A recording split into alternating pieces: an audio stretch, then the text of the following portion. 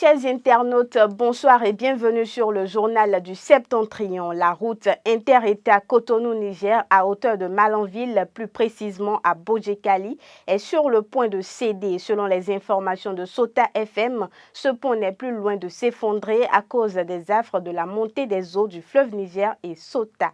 Le passage des camions ainsi que des bus est donc interdit par des agents de sécurité déployés sur le lieu. Seuls les motocyclistes ont le droit de passer sur une partie de la chaussée.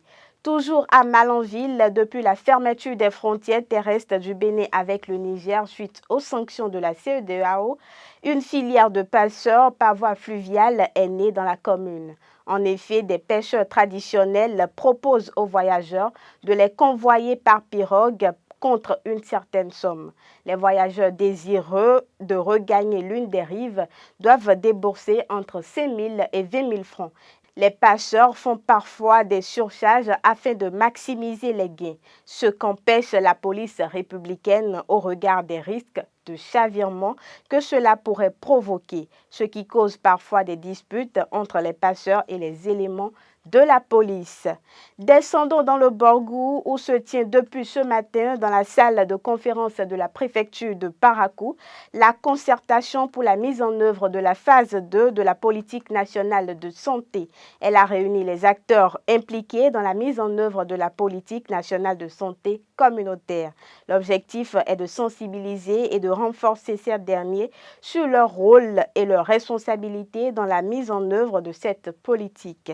C'était en présence du préfet Djibril Mama Cissé, des maires de 4 communes du Borgou, des autorités religieuses, sécuritaires et sanitaires du département.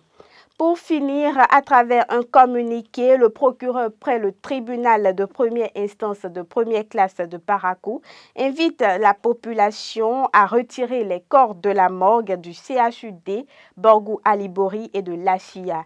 Les 10 corps sont appelés à être sortis dans un délai de 8 jours à compter du 28 août 2023. Il faut noter que ce communiqué concerne les personnes décédées dont les corps sont placés sous main de justice. Le procureur souligne également que, passé ce délai, il sera procédé à l'inhumation groupée par les services techniques compétents. Mesdames et messieurs, ce sera tout pour aujourd'hui. On se retrouve demain pour de nouvelles informations.